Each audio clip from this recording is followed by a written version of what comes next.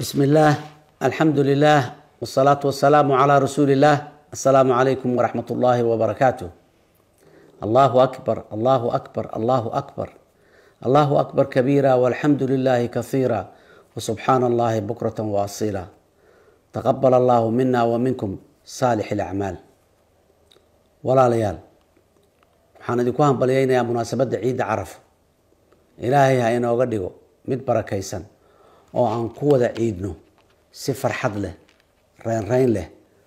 waxaan Allah ka baryayaa inuu naga aqbalo acmaasha iyo cibaadadka suban.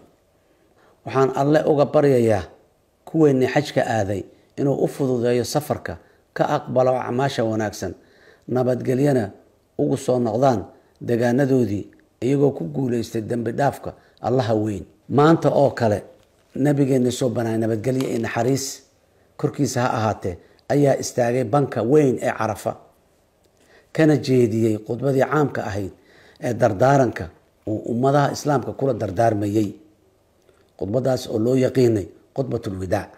walaalayaal, maanta oo kale waxaan mudannahay inaan isxasuusino dardaarankii nabi Muhammad nabadgelyo iyo naxariis korkiisa ha ahaatee oo markasta nafari jiray. dardaarankaas oo ahaa in qofka muslimka ah dhiigiisa, maalkiisa, sharafkiisa iyo karaamadiisa ay yihiin xaraan lama taabtaan ah. maanta kooxda khawaarijta ah waxay banaysteen dhiiga iyo dhibaateynta dadkeena Soomaaliyeed oo ku midaysan diinta Islaamka.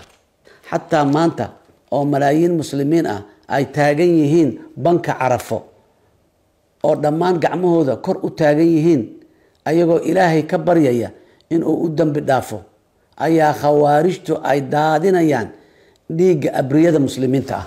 waxaa wax lala sii fajaca ah in kooxda khawaarijtu ay ku adkaysanayaan kuna faanayaan inay daadi karaan dhiiga qofkii camalkooda foosha xun diida in uu la qaato. walaalayaal, khawaarijtu waxay caqabad ku yihiin dib u dhiska dalka iyo helitaanka adeegyada aasaasiga ah ee shacabka Soomaaliyeed baahida u qabaan, oo ay ugu horeyso baahida bani aadamnimo ee ay iyagu sababeen. waxay khatar weyn ku hayaan jiritaanka madax banaanida dalka, iyaga oo horseeda baahiyo Soomaaliya ay ka maarmi kartay. haddaba maalintan farxadda leh, dhalinyarada Soomaaliyeed ee ay marin habaabiyeen khawaarijta waxay haystaan fursad inay ka soo laabtaan habowga oo ay cafis weydiistaan dadka Soomaaliyeed iyo dowladooda. sidaas daraadeed waxaan ugu baaqayaa dhalinyaradaas, waalidiintood iyo cid kasta oo u caqli celi karta in ay u cadeyso in ay weli haystaan fursad ay dib ugu soo noqon karaan dadkooda iyo deegaanadooda, kana qayb qaadan karaan dib u dhiska dalkooda. dadka Soomaaliyeed oo walaalayaal, inkasta oo ay jiraan caqabado iyo waqtiyo adag, maanta waxaan ka dheregsanahay in wadadii dowladnimada aan ku sii soconno. dowladda Soomaaliyeed iyo shacabkeeda oo kaashanaya saaxiibada caalamka waxay gaareen in aan ku biirno golaha ammaanka ee qaramada midoobay. 2 in laga qaado dalkeena cunaqabateyntii hubka ee in ka badan 30 sano saarnayd. 3 in laga cafiyo dalkeena deyntii uu caalamka nagu lahaa. 4 waxaan ku biirnay suuqa ballaaran ee bulshada bariga Afrika. 5 waxaa socda dadaalo lagu dardargelinayo soo saarista kheyraadka dabiiciga ah ee dalka si dalkeenu isku filnaansho dhaqaale u gaaro. 6 dowladdu waxay xoogga saartay kor u qaadista dhoofinta wax soo saarka dalka. sidoo kale dowladdu waxay xoogga saaraysaa mashaariic waaweyn oo haddii alla yiraa kor u qaadi doono wax soo saarka, shaqo abuurka dhalinyarada iyo guud ahaan kobaca dhaqaalaha dalka. walaalayaal, dimuqraadiyeynta dalka waa tiir muhiim u ah horumarka iyo dowlad dhiskeena. suurtagal ma aha in 30 sano ka badan shacabka Soomaaliyeed ku dhaxayna xayndaabka amni darrada, doorasho dadban iyo dastuur qabi ah. dadka Soomaaliyeed waxay mudan yihiin dowlad casri ah oo la jaan qaadi karta caalamka ee ma mudna mid ka hooseysa halbeega caalamka isku raacsan yahay ee dowladnimada. dalkeena iyo dadkiisaba kuma sii sifaysnaan karaan barti yaqaan bari uma kororto iyo jugjug meeshaadi joog. waa in shacabka Soomaaliyeed helaan fursad buuxda oo ay uga qayb qaataan go'aanka gaarista masiirkooda.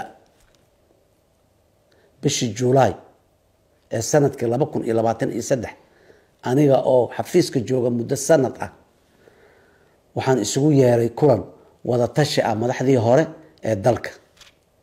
ujeedada kulankaas waxay ahayd in aan dhageysto talooyinka iyo aragtiyadooda ku aadan sidii la isaga kaashan lahaa dagaalka ka dhanka ah khawaarijta iyo dardargelinta dowlad dhiska. gogoshaas waxaan fidiyey iyadoo aanay doorasho dhaweyn si aan wada tashi uga yeelano arrimaha masiiriga ah. wixii intaas ka dambeeyey waxaa horumar laga sameeyey hanaanka dimuqraadiyiinta dalka iyadoo loo marayo hay-adaha dastuuriga ah iyo la tashi ballaaran oo dalka intiisa badan la soo maray.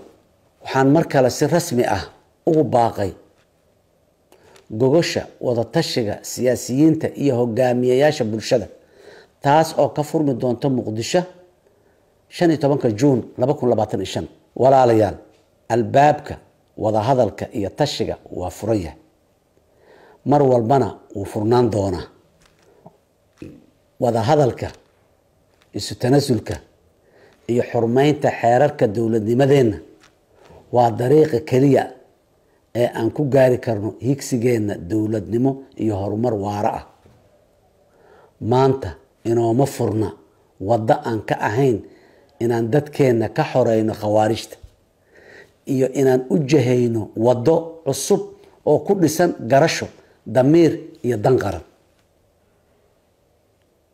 walaalayaal, maalmaha farxadda leh awgeed waxaan hambalyo gaar ah u dirayaa ciidamada qalabka sida iyo kuwa deegaanada dalka ee loo yaqaano macuusleyda oo u taagan difaaca ummadnimadeena, dowladnimadeena, diinteena iyo karaamada ummadeena.